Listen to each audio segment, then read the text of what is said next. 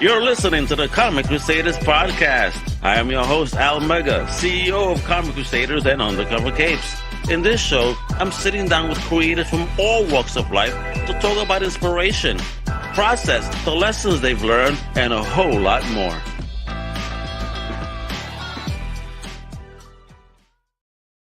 Wepa! What up, man? This is your boy, Al Mega. Welcome to a brand new Comic Crusaders Podcast. And today, we have an amazing return guest, a dope independent creator today he is selling the whole shebang, yo. His storyline, the complete series of Charlie Spot, one of the dopest comic books I have read, and a wild slice of life, break your heart type storytelling. Oh man, let me introduce this man himself, this legend, this awesome creator, the one, the only, Mr. George O'Connor. Wepa, homie, how you doing? If anything, I'm going to clip that beginning and just save it on my phone for any moment I'm feeling down and need a little pick-me-up, man. Thank you so much for that, and it is awesome to talk to you again. No, my brother, no, thank you for coming. It was nice seeing you not too long ago at the Wicked Comic Con. Shout out to the Wicked Comic Con dope show with the comic book creator as the focus. Woo! Yeah. They're the superstars, and that was really nice. I hadn't been to one of those in years. It's much needed, you know. Yes, I mean, I'm going to San Diego Comic-Con. I'll be at New York Comic-Con, so you know, I will go to the big pop festival stuff as well. But having a balance of having these shows like Wicked Comic-Con, which like you said, the artists are the rock stars. They're the ones, you know, that you're paying to see and that the shows are built around. It can really make a difference when you're there behind the table, looking to introduce your stuff to people interested in new stories and new books versus getting an autograph and a headshot and all that stuff. It's a different mindset, different economic situation. So for, like I said, for the DIY pro-am creator, shows like Wicked Comic-Con are huge and very important to us. 100. So a big salute to those folks that run that campaign. All right, we appreciate you. Now, get into the big deal stuff, bro, because you got this dope project. We're gonna talk about this. But before we actually, we had you on before. We're gonna know a little bit about your journey since last time. Sure. Any lessons learned since the last project going into this one? You know. Yeah, you know, I think the biggest lesson I've learned in maybe about the past 2 years since we've talked on camera, is really the importance of letting go and not being rigid. Specifically, I'm kind of talking about project timelines and the mentality of getting something done. I mean, we're all artists and we're all trying to create something, so deadlines are important. But there's nothing more important than offering flexibility and empathy when your collaborators need it or when you need it. So with this really came into mind when I was doing this anthology called Toddler Apocalypse, which was an absolute blast to put together. And part of the reason was, we had like loose deadlines, but not like if you don't get it to me by November 14th, the deal's over. Okay. If people needed extra time, they got extra time. Everybody was super communicative and everything kept moving. And what it did for me, kind of like the project manager, right? Like on this level, most writers are also project managers, and HR and all that stuff. It's multiple hats. It's multiple hats, you know. And you're the editor. You're the everything when you're doing these type of campaigns. So this is why I love when people want to like talk crap on people and campaigns. But do you understand how much work it is? I mean, you should be praising these people at least on the attempt, because this shit is not easy. You just doing one thing, whether it's a campaign, making one story, one comic, you learn a lot. And I do think if in your heart of hearts you're a good person, you also gain a ton of empathy. And you start giving everybody a lot more leash.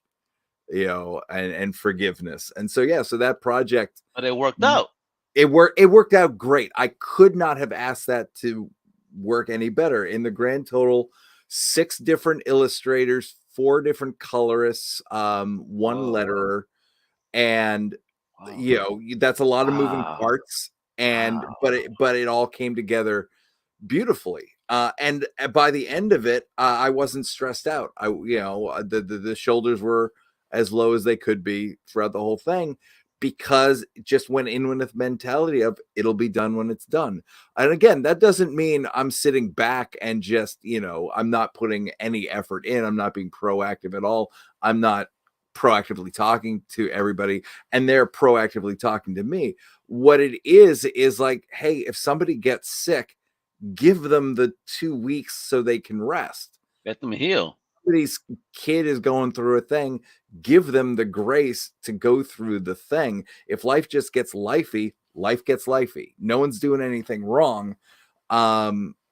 Because ultimately what I want is, on a selfish level, what I want is the best product possible.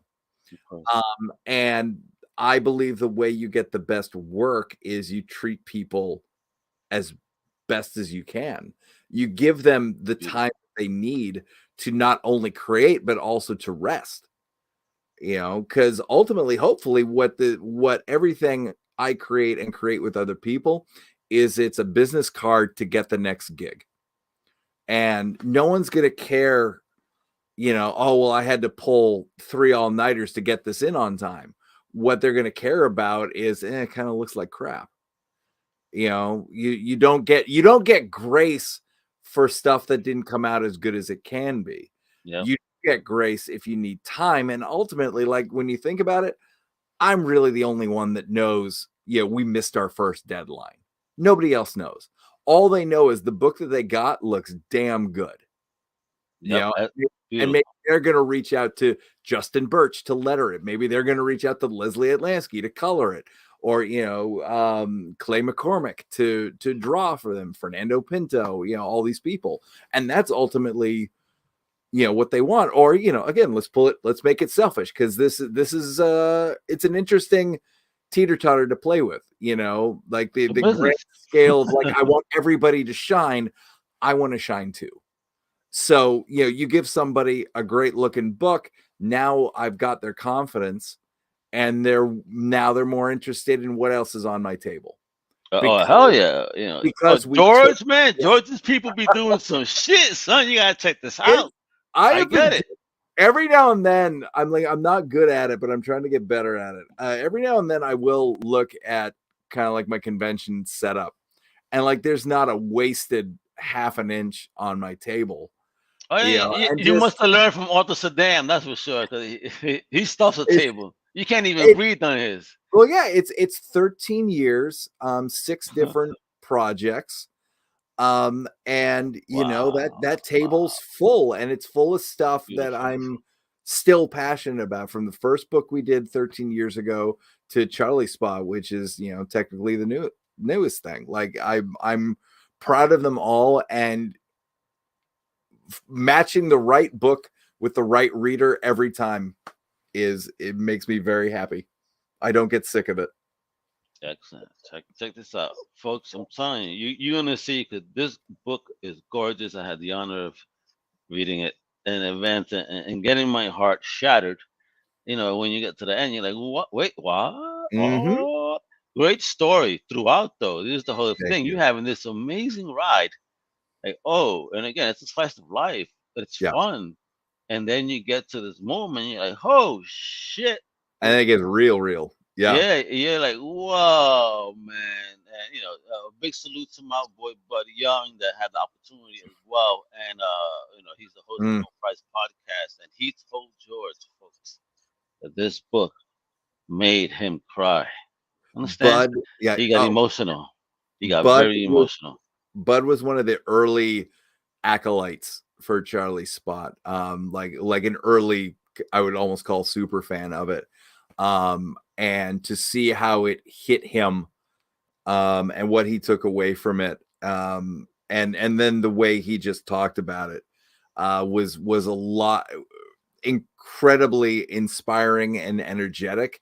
And built the confidence that the thing that myself as the writer, Meredith Laxton, artist, co-creator, Ali Pepitone was the colorist, and Taylor Esposito was the letterer. The thing that the four of us strived to do, and worked very hard to get it right, that it looks like we got it right.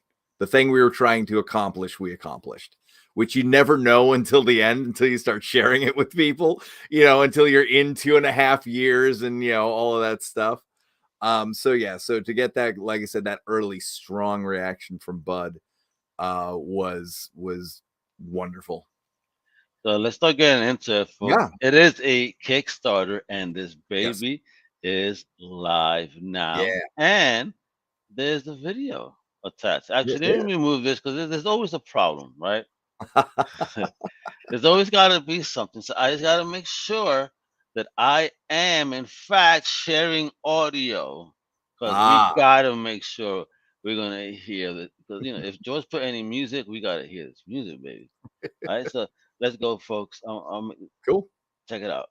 Have you ever felt all alone only to realize that an army of people had your back? That no matter what your brain was telling you, you were worthy of love and friendship?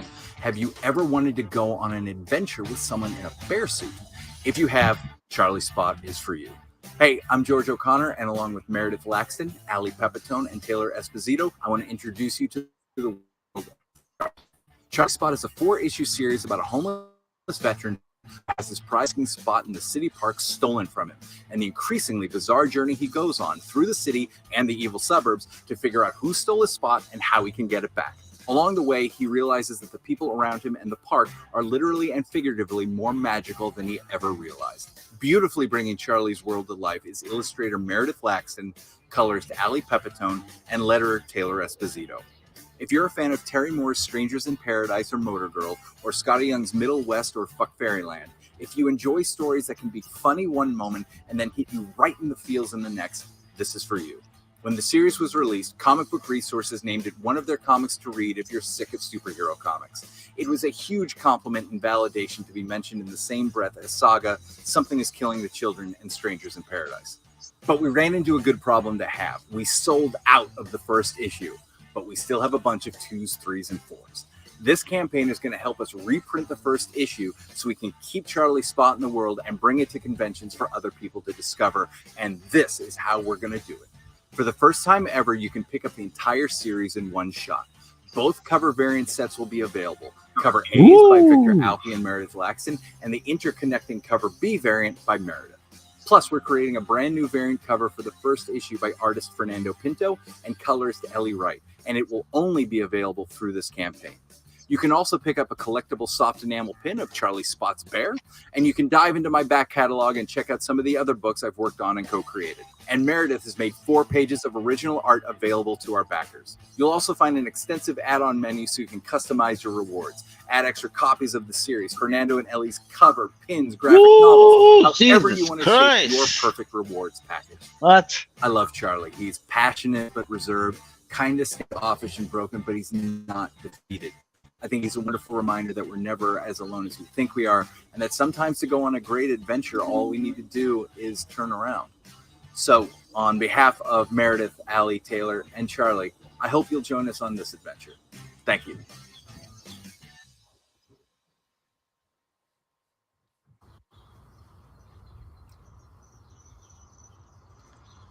Birds and wind and dogs do not care when you are recording a Kickstarter video. No, they don't.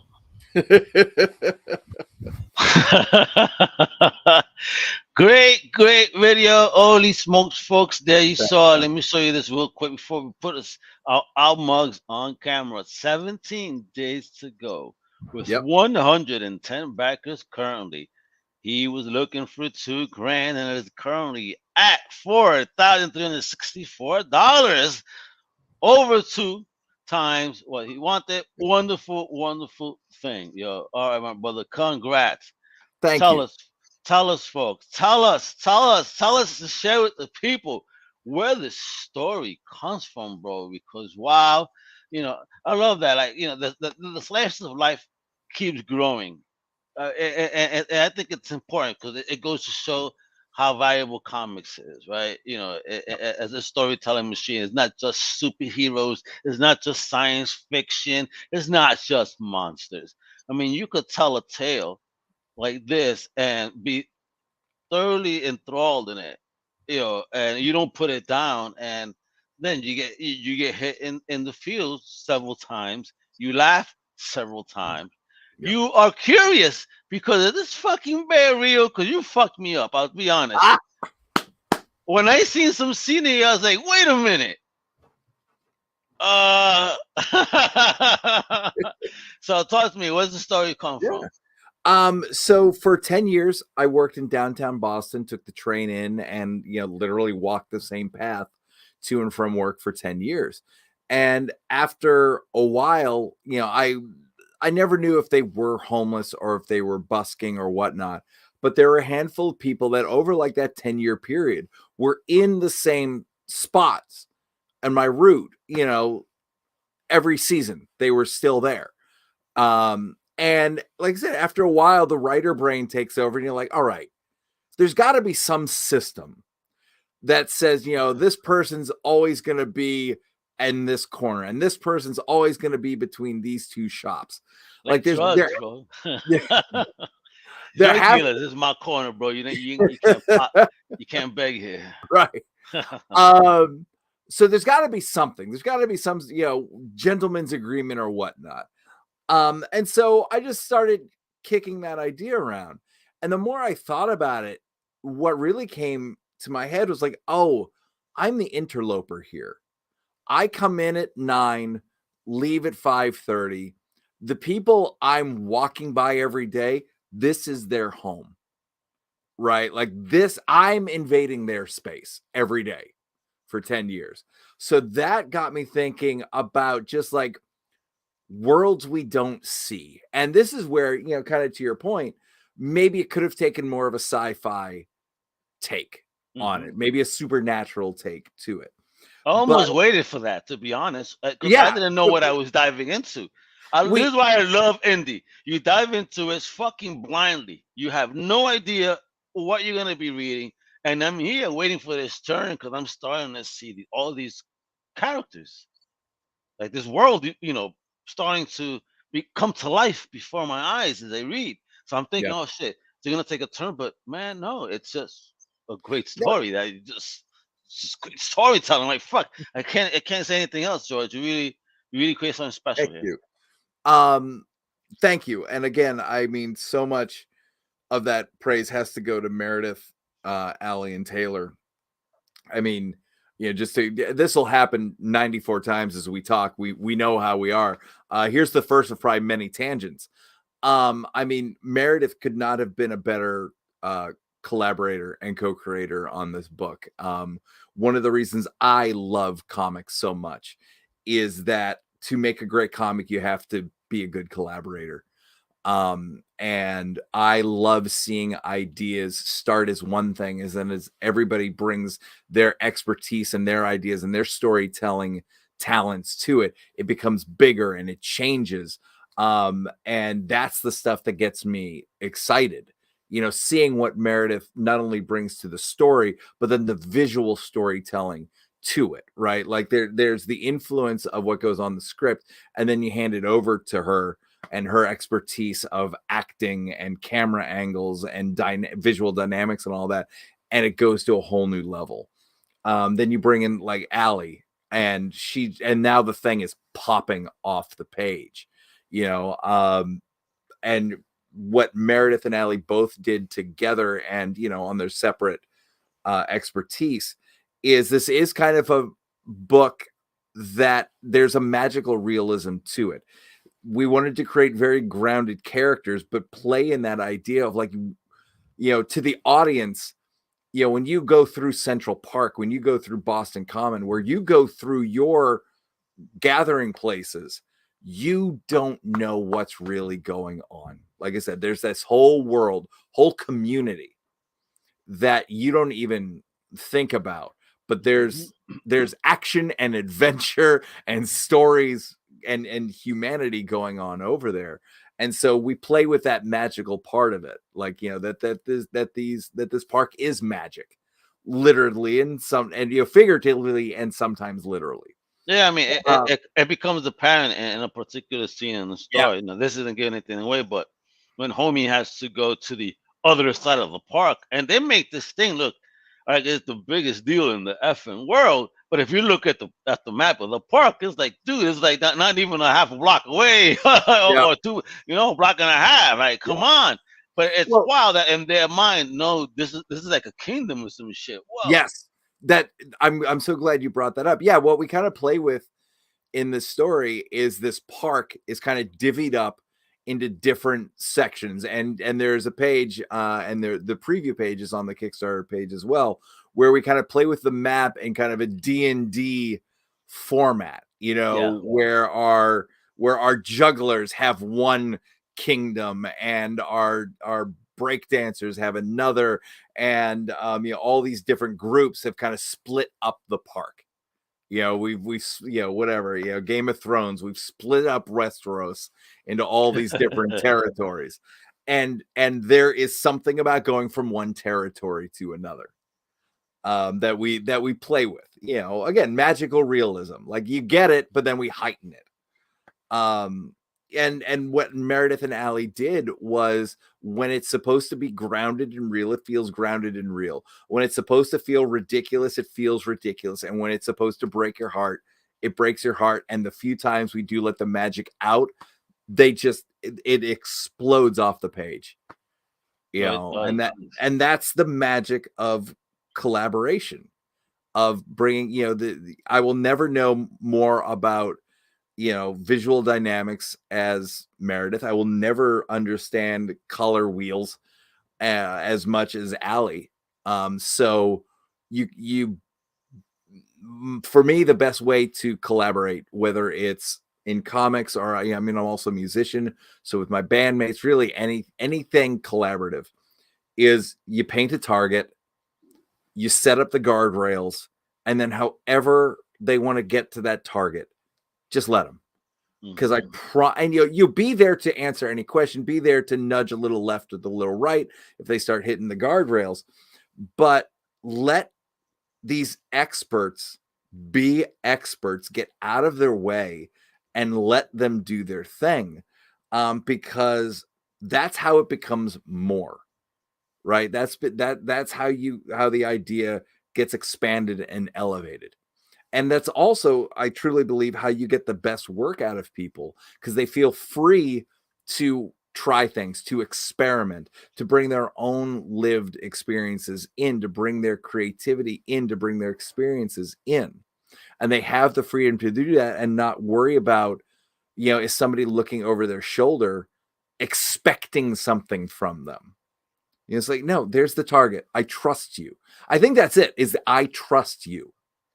I've seen your work. We've had conversations. We've asked why. We've asked, said because we're on the same page. Now I'm out of your way. Go kick ass. Make it happen. That's all I want you to do, is to go kick ass. And again, I think that's the best way to work. You listen, again, if you chose me, it's for a reason. Mm-hmm. You don't need to hold my hand. What's the task? I'm like that. I'm a pit bull. Tell me where. Boom, and I'm there. I'll tear it up. Let's go. And I like that too. You don't have to be on top of people. Like I said, life gets in the way, as you said earlier, and all. And you create the level of comfort with people you trust, and they're only going to want to serve and make sure that they do the best for you. Which again, look this beautiful page over here. Beautiful. The panels, bubble word placement. The way the characters are emoting, you could feel like the sense of happiness of homie. Seeing the protagonist here, like, oh shit, you're here. What up? You see the wildness of the park, as well, as he was saying. Like, where the hell ever are you gonna see a bear versus a clown? Yeah, in New York for sure. But and like you had said, like it starts grounded, and then we start spiraling it out of control, which was absolutely on purpose. And so, when Meredith first showed me, our bear and clown fighting with each other, I'm like, this is the first This is the first seed that we're planting, that this book's going to get a little weird every now and then. But it's normal. Like, it's weird, but like, this is the universe we're playing in. Yeah, and this is where it starts getting crazy. Yeah.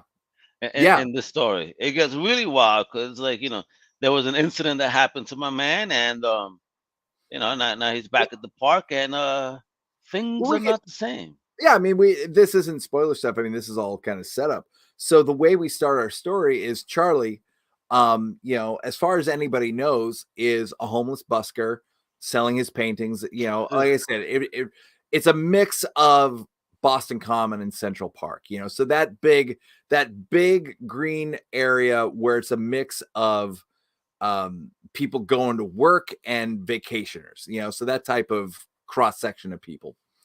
And as far as anybody at this park knows, like, that's always been Charlie's spot.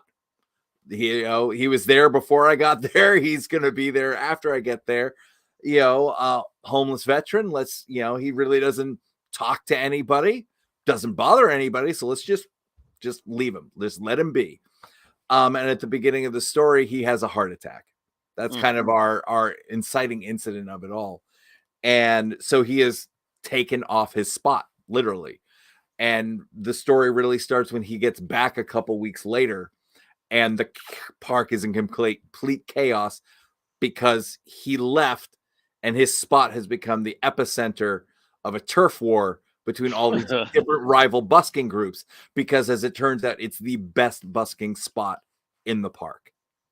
And so on one level, this is a story about a man trying to get his busking spot back. But again, we drop seeds along the way that there's something more going on. Oh, yeah. And overall, Jesus Christ. You almost feel there's some scammy efforts over here. Are you sure you weren't influenced by New York, man? Because there's some scammy efforts in this one, boy. Because I'm seeing this and reminds me of some old TV movies, that would make fun of the person collecting chains, and next thing you know, they're driving off in a Mercedes. You're like, what the fuck? Well, right? Yes, yeah. So we definitely play with that cliche. And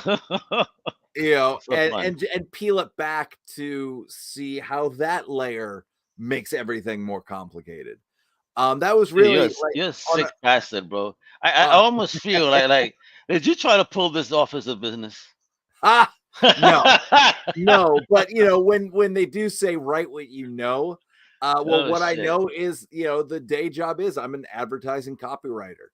So my job is to write and to create headlines and be quick and witty and pithy, so yeah, our kind of our antagonist, or maybe our antagonist, she is a creative director in an ad agency who gets laid off, and what she sees as an opportunity is if she can start writing all of these homeless people's signs, not only will the people holding the signs get more money, maybe this can be a business venture for her. She'll skim off of everybody's plate a little bit.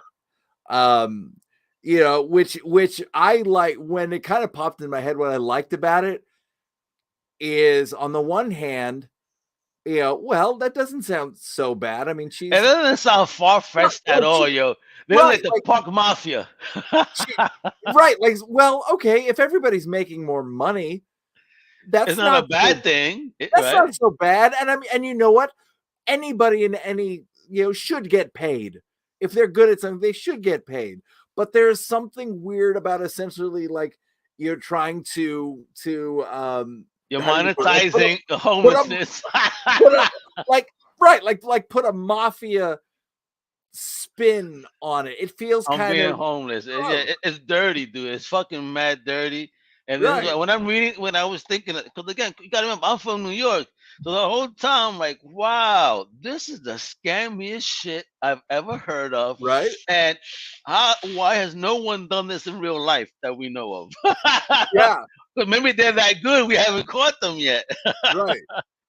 So again, just trying to put all of these things in there that on the surface you think it's one thing, And then hopefully we've written the book in a way that it pulls you through, that with each, each scene, it's unraveling a little more, and you as the reader, hopefully we've treated you with respect and done a good job in storytelling, where you're like, I don't know where this is going, but I am very curious to see where it is going.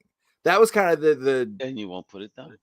Hopefully, like that was the degree of difficulty I wanted to try. I'm living proof, George.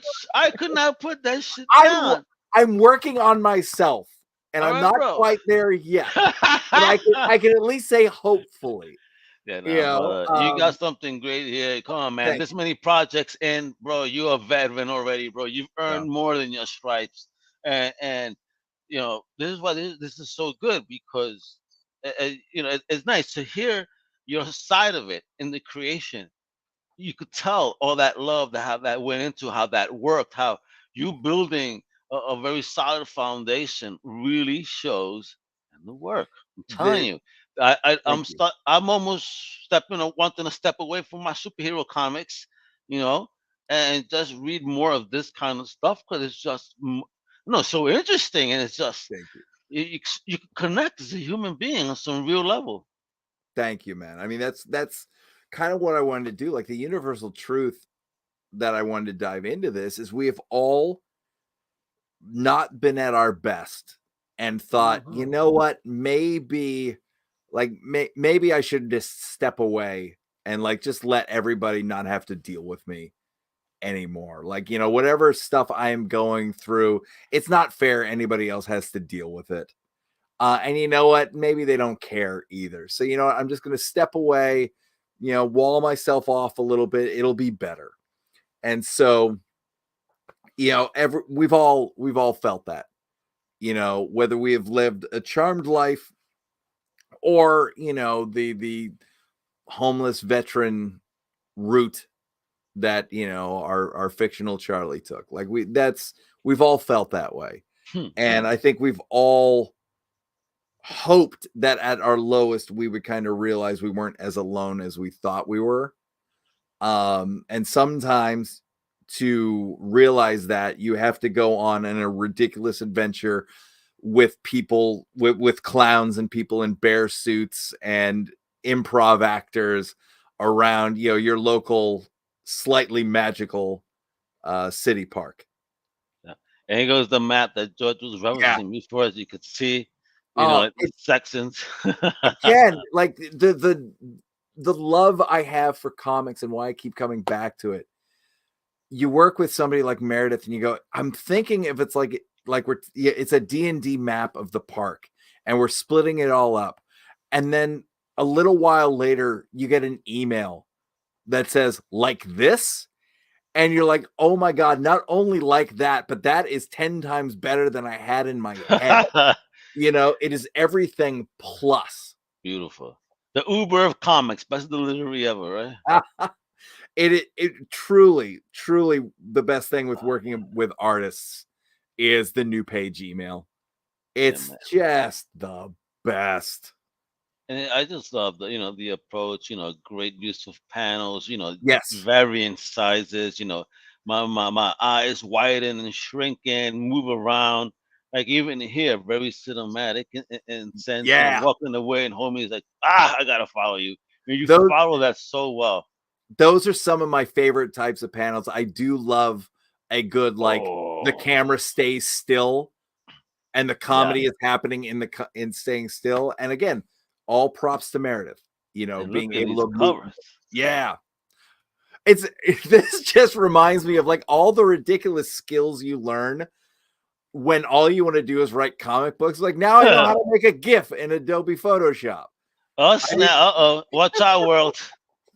But yeah, bringing it back to why are we doing this campaign?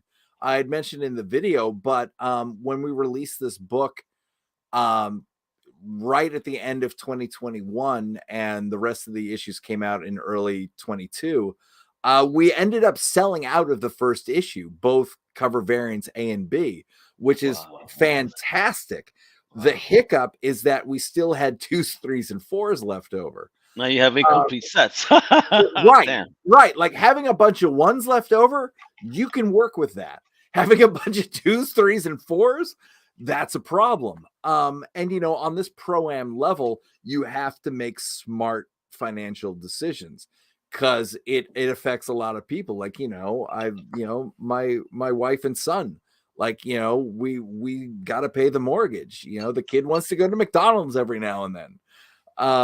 You know, we need clothes. So it would have been a bad economic decision to just dump those 2, 3s, and 4s. Too much money had already gone in. Oh hell yeah, you don't dump anything. But for a little bit more money, we can reprint the first issue and keep this series together as a set. Beautiful. That, you know, not only can we make available, you know, the entire series, all 4 issues, either variant through this campaign, but I can also keep bringing them to conventions where Charlie seems to, I'm not going to say seems, you know what, Al, I'm going to take your, take your energy and initiative and be a little more specific. It does sell well at conventions. There we go. Yep. You know, whatever the combination is, I mean, obviously I'm clearly passionate about this book.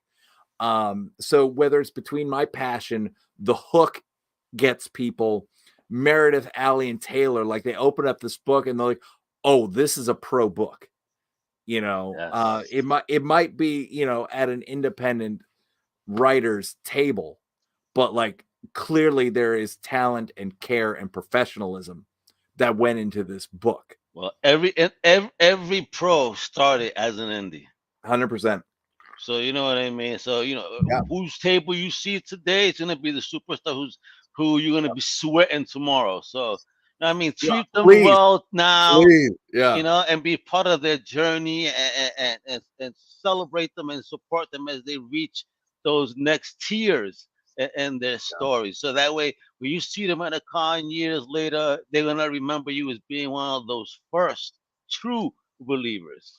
I'm telling you, man, those type of fans are a lifeblood. You know, I'm again very lucky. I've been doing this for 13 years and been in Boston that entire time and hitting, you know, I'm sorry, Boston. But other than that, I'm just playing.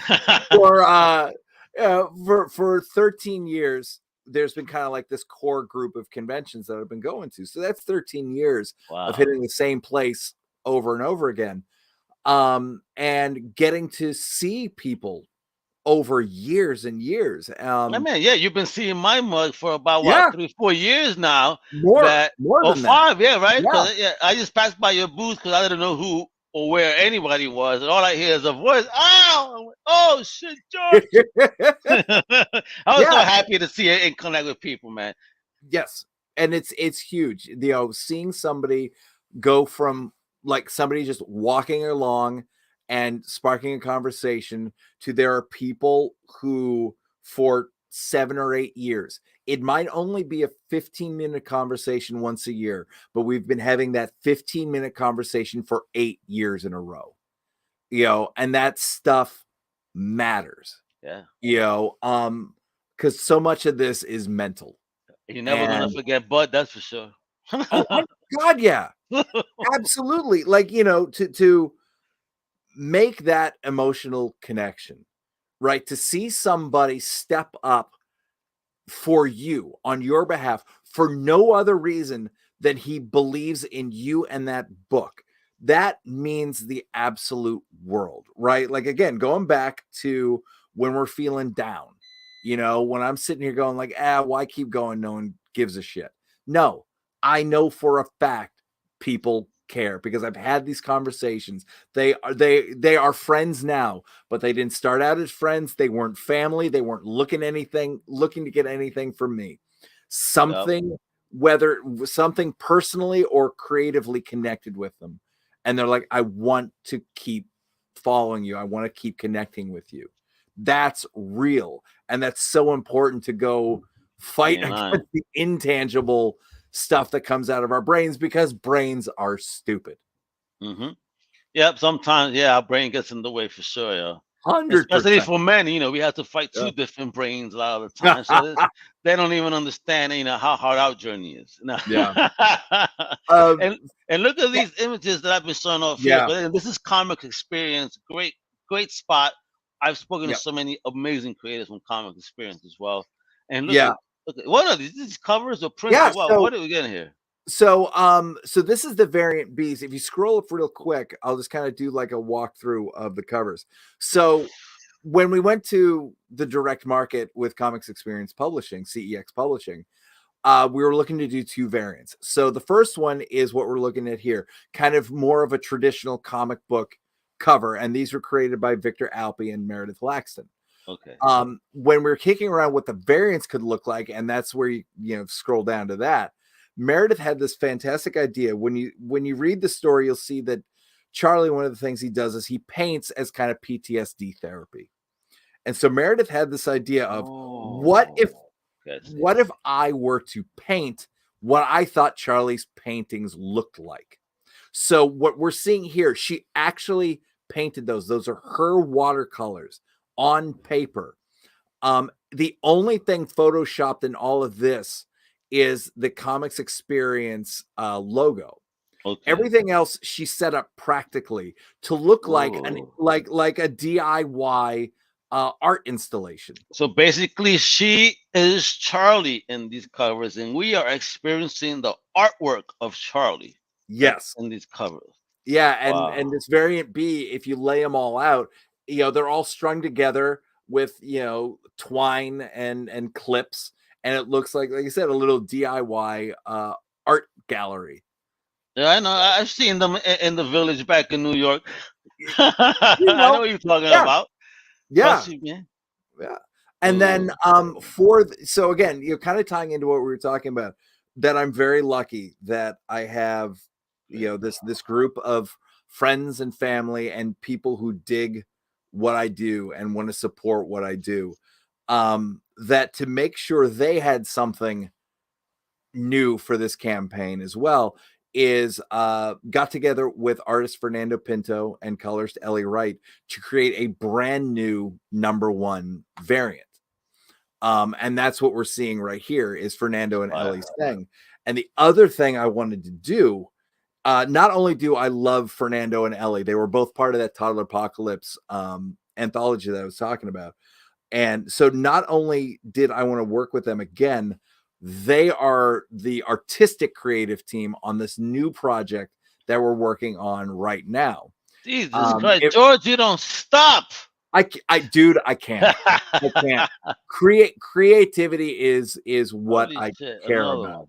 Love it. Yeah. So it was a way to not only work with Fernando and Ellie again, but as a way to introduce, my current crowd with the new thing that's going to be hopefully coming out in the fall. Okay. Yeah. I say hopefully the fall because as we talked about earlier, keeping it loose.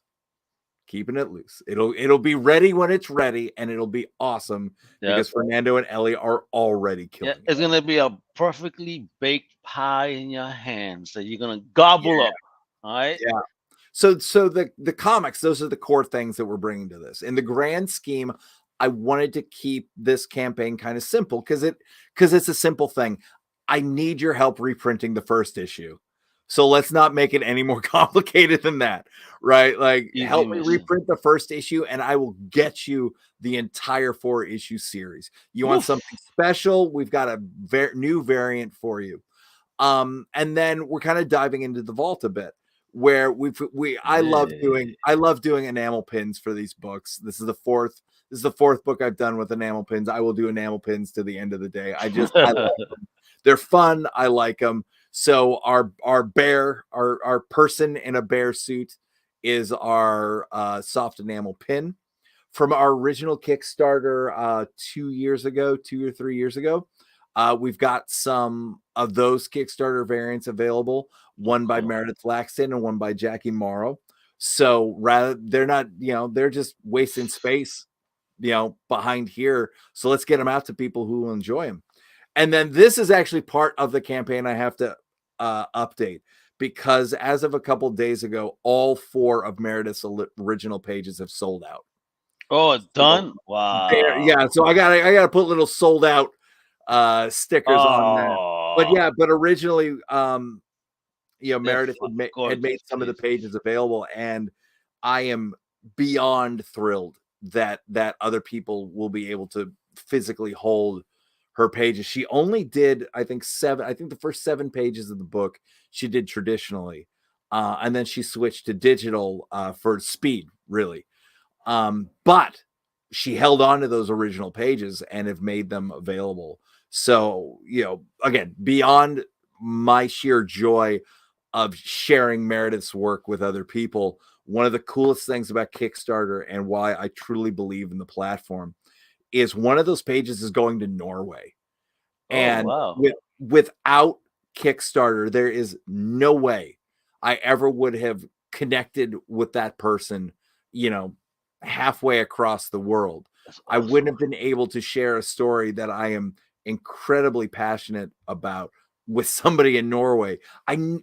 Meredith wouldn't have been able to get a page to that person, but because of this campaign, because of this platform, those connections can be made. It's never lost on me that at the end of these campaigns, there are a handful, maybe a dozen of packages that I am sending around the world. That's and awesome. Just so it's fantastic. Again, we talk about those tangible things that tell you that it's worth pursuing, and that's one of them. And then, as always, the back catalog. My little imprint I've called Homeless Comics because all these books live in my basement and they need good homes and nightstands to go to. And so this is a chance for people. Spinner racks. Yeah, they gotta look sexy in a spinner rack too. Come on. Oh, again, another side tangent. Nothing is more like swells your heart than when you see your book on a rack next to the Image books, the Dark Horse books, all that stuff. Like, it's one of those things like, man, this is real. It's real and it's legit.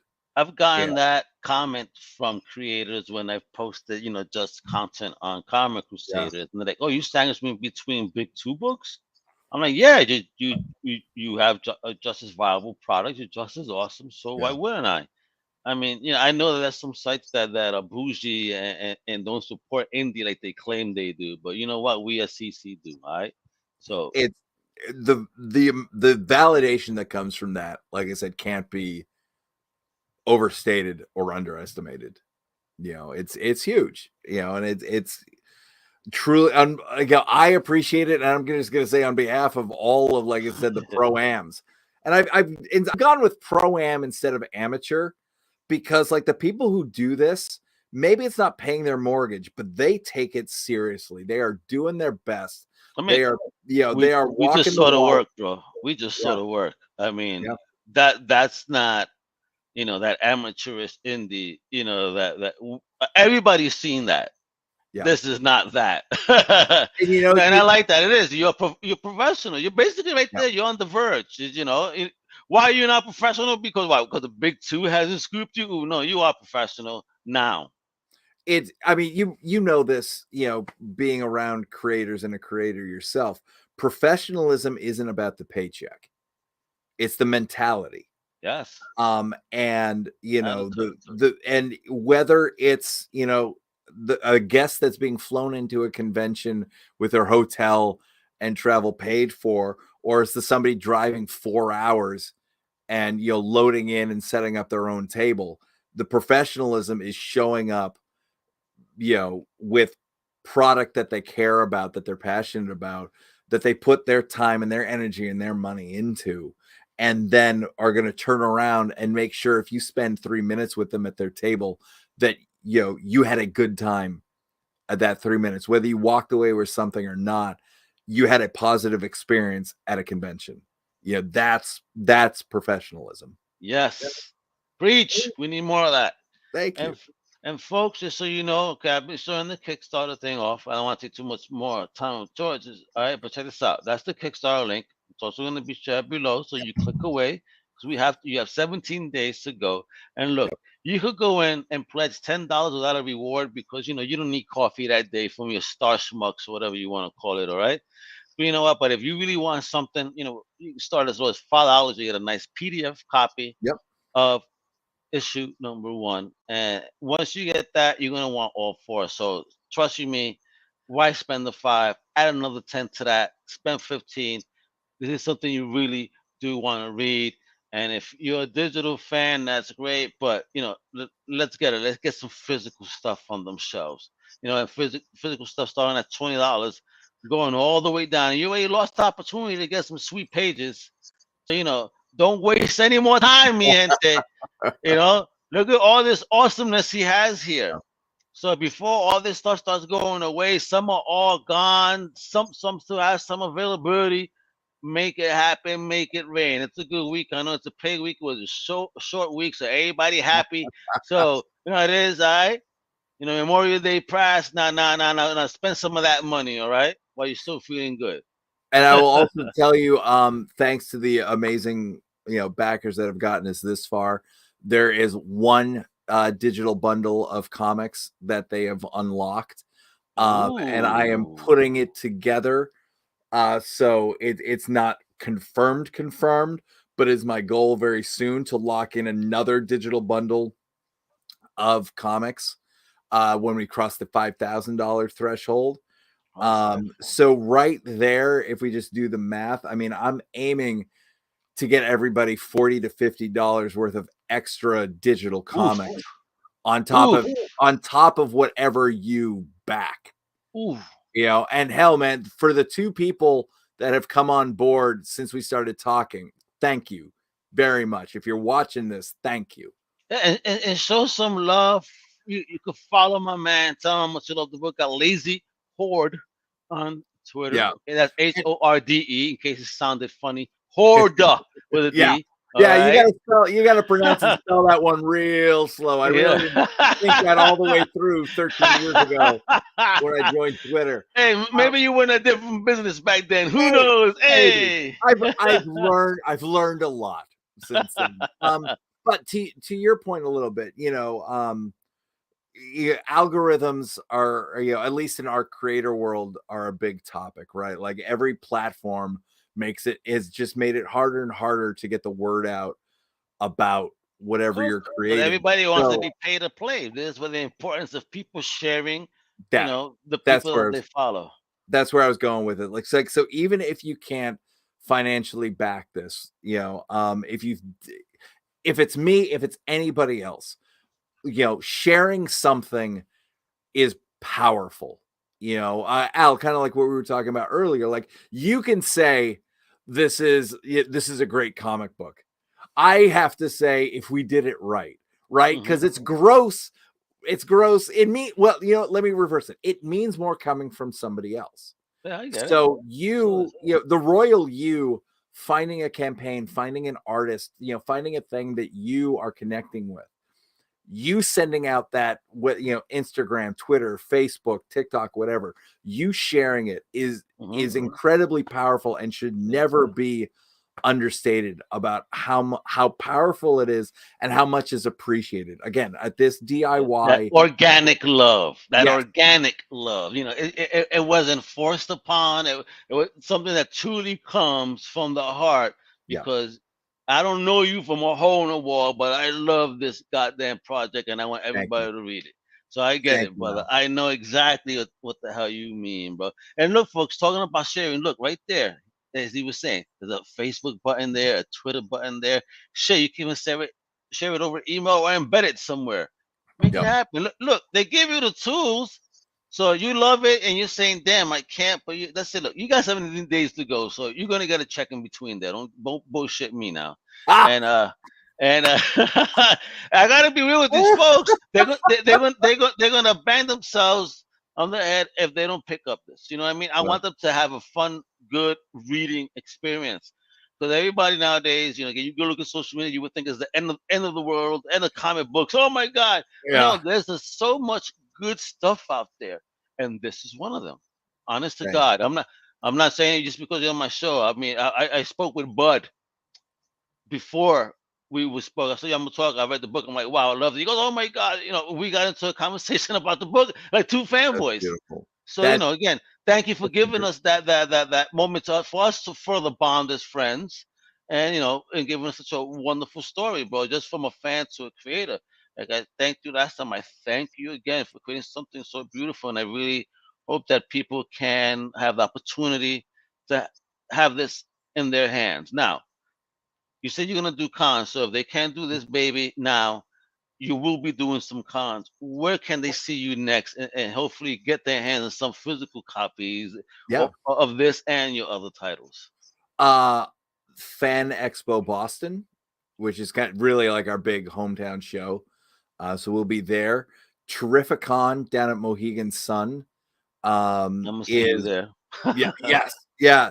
I mean, I love that show. It combines two things I enjoy doing: selling comic books and low-level degenerate gambling. It's great. Hey, wait, big shout out to Mitch Halleck out there. And then we're talking about smaller indie, smaller shows focused on artists. Plastic City Comic-Con. Oh, nice. It's a great. I haven't gone. It's a great one-day show. They're moving to a new venue, which looks fantastic and a lot of fun.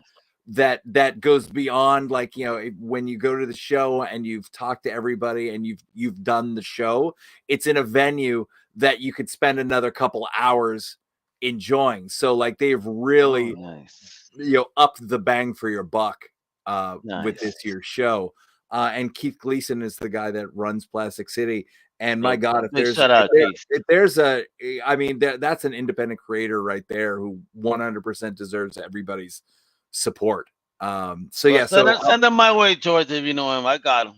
Absolutely. Yeah. So those are the 3 shows that I'll be doing. And, again, with this Kickstarter thing, another reason I love the platform is it creates a direct connection between, the creator and the person buying it. Like, you support it. The money is coming directly to me.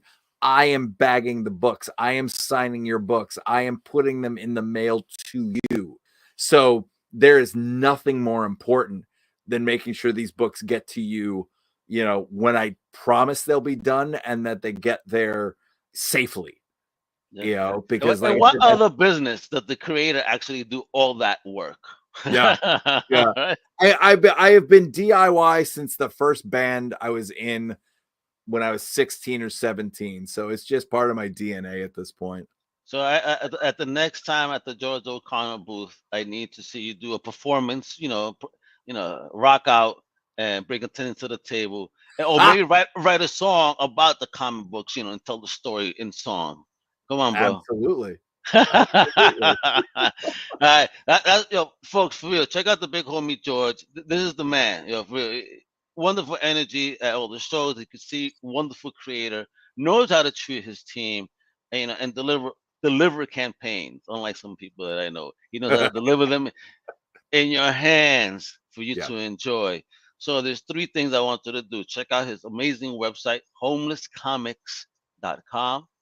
Give him a follow at Lazy Horde, HORDE, all right, on Twitter. And of course, the campaign, the link is below. Got 17 days to go, all right? He's already reached goal, but the more he makes, the more bundles begin to open up. Extra goodies, baby. And who don't love extra goodies? I love extra goodies. Woo! I get excited. You join now. Whatever reward tier you get, you're also going to get that first digital bundle, and you're going to get us closer to unlocking that second one. Yeah, make it happen, folks. Support independent creators like George, man, because they are the future of this business. All right? And thank you for tuning in and checking us out. Make sure to support everything Comic Crusaders at comiccrusaders.shop. Check out my extended family over at undercovercapes.com. They have new shows dropping all the time, like the Friend of Crusade, No Price Podcast, and a whole lot more. Thank you, mi gente. Hasta la próxima. Thanks, George. Wepa! Thank you for listening to the Comic Crusaders Podcast. If you like the content, please subscribe and turn on notifications. Also, please visit comiccrusaders.com and our extended podcast family over at undercovercapes.com. And also, make sure to download the Comic Crusaders app on the Google Play Store today.